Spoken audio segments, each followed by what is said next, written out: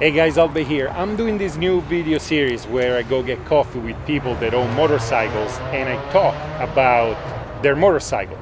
And it's only fitting that my first guest, it's Eric from 1 Up 5 Down. Hey everybody, how's it going?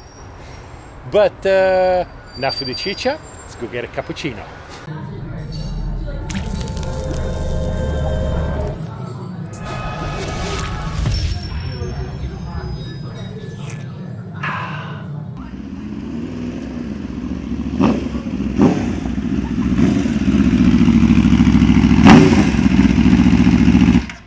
So we made it here to the imitation coffee this time around.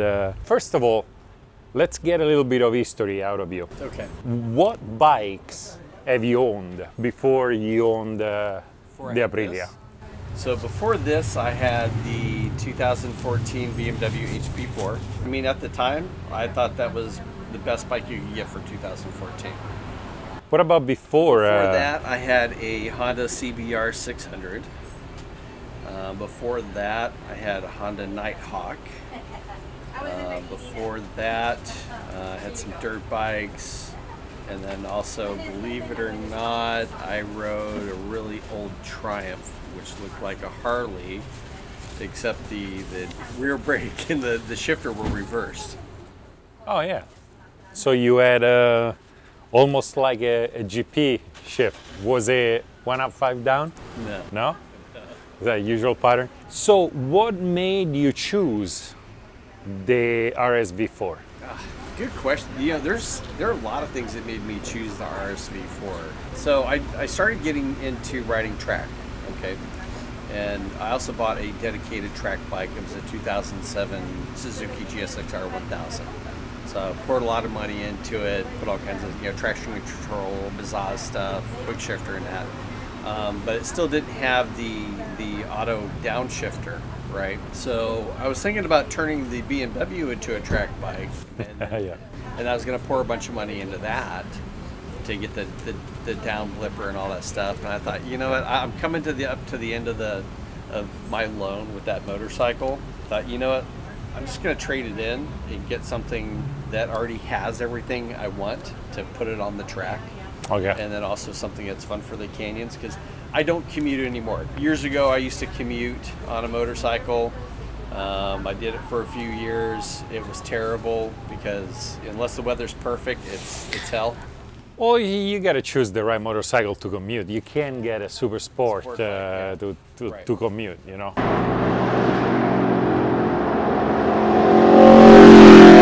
I ride just for the sheer joy of it, for the pleasure of it. I've been riding for over 30 years. You know, even after I had a pretty bad accident, a lot of people ask me, "Oh, you're going to ride again?" Even my wife asked me if I was going to ride again. Of course, I'm going to ride. When I had the Suzuki, had that as a track bike, I hated that motorcycle.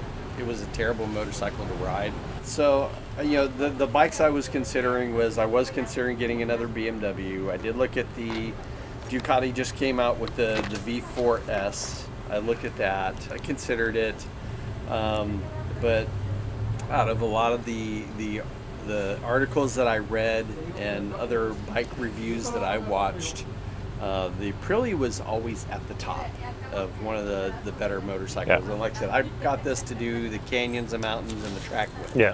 So that's what it's for. It's a purpose bike. Now you had the bike for a while. You had the bike for about... Since last year, since September. September last year, so it's been quite a bit. What are the things that you absolutely love about the RSV4? Honestly, I love everything about that bike. I love the sound.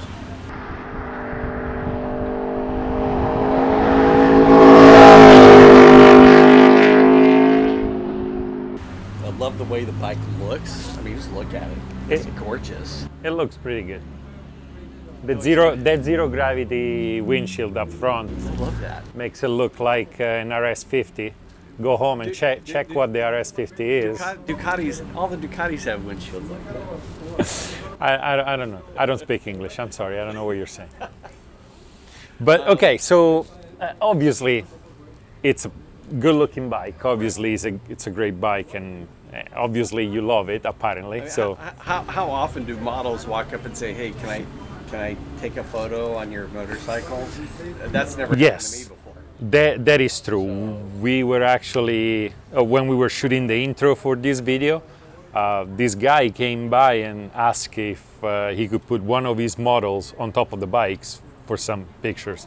Okay, so you love a lot about the bike. Right. Is there anything that you don't like, and if so, how would you change it, and what is it?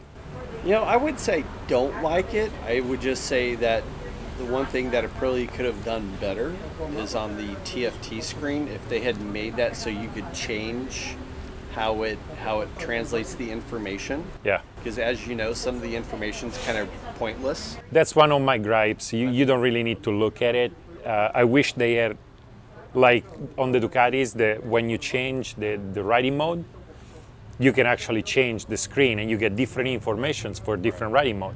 So if you put it on track, now sure, give me the lean angle, give me the brakes, give me the throttle, but on the other modes, or just let me choose. It's a display. How hard is it? Well, yeah, exactly. It's a TFT display, so I mean, you could, and again, other companies are doing it, like Ducati, where they're changing, so it kind of changes the information. Yeah. I assume the new BMW is probably going to do that, but I don't know for sure. You know, I don't hate the display, but it could be better. Could be better. Right, you know? Now, let's say in a few years it's time to replace that bike. Mm-hmm. Are you going to be sticking...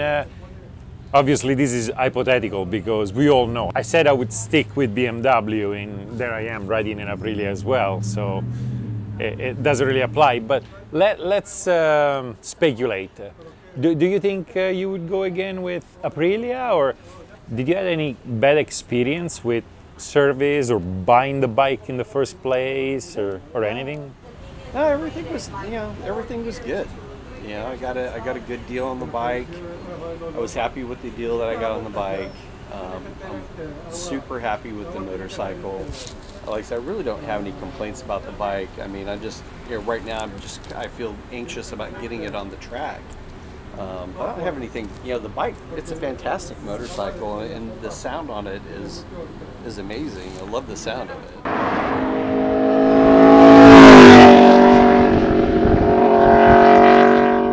Yeah, you put that exhaust. I can even hear myself thinking, well, you know, when we ride together. One of my friends owns a mechanic shop, and I rode up, and one of his texts came out, and he goes, you know what? He goes, every time you come up, he goes, I'm looking down the street, and I'm expecting to see a Mustang or a Camaro or a Corvette. He goes, and it's your motorcycle. You know, when I go by and people hear that sound, it just makes people happy. They love it. No, it doesn't. It makes you happy. No, everybody else hates it. I'll guarantee it. I'll show video. People will be smiling, they're laughing, they're pointing at it. I'll guarantee it. My neighbors are pissed off at me because it comes by. My neighbors hate it. Yeah, but yeah, for example, for me, your exhaust is way too loud. I rather go, rather than for loudness, I'd rather go for the deepness, like a deeper tone. Mm-hmm. But still, I like to keep the volume down because not so loud, yeah. Shooting videos and stuff, you get yourself in places where you really shouldn't be. And if you show up and the bike wakes up every cop in a 5-mile radius,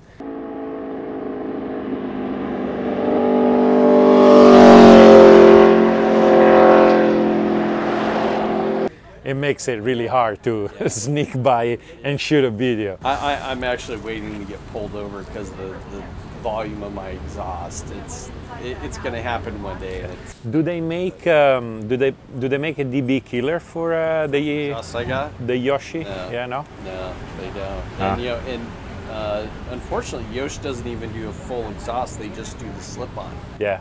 But with the Aprilia, because the cat and the silencer are both in that same can, you don't really need to do a full exhaust system. You can do just a slip on it. It's the equivalent of doing the whole thing. Let me ask you one last thing before we wrap this up. You have an exhaust system. Yeah. And bits and pieces all around. Sure. You have a few parts. If you guys want to check out what's on his bike, go to 1 Up 5 Down. He has a video with, I'm going to put a link in the description. He has a video with all the mods he did to his bike. Yeah, it's a quick walk around video. Correct. So what is the next mod you would do to your bike? Let's say you have unlimited budget. Unlimited budget. Let's say you're single, no kids, no wife. Okay. What would you do? Fantasy Island here. Fantasy Island. Yeah, okay. Super speculation. What would you add to the bike? Very next thing I would do would carbon fiber wheels. Carbon fiber, I'm gonna have to agree. That's, you know, pound for pound, dollar for dollar, it's the single best performance upgrade you can do to any motorcycle, scooter, motorcycle, Grom, super bike, whatever. it is. It pound for pound is the best upgrade you can do. It helps with your acceleration. It helps with your handling. It lightens the motorcycles, which is essentially reducing weights the same as increasing horsepower.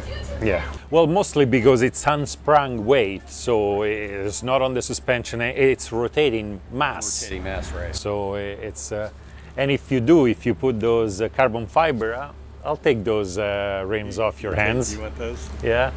The red, it's a little too much, but I'll slap them on. I like them. Yeah. If you look at it, it's got like little flakes of like metal in it too. Yeah. It's like a metallic red. It's kind of cool. It looks good. Looks good. So I'm glad you got the time to come and do this with me, and I'm pretty sure they're gonna appreciate the fact that to hear a first-person perspective from somebody that actually owns the bike, rather than go online and look at a review from somebody that rides it for a couple of hours and then yaps about it.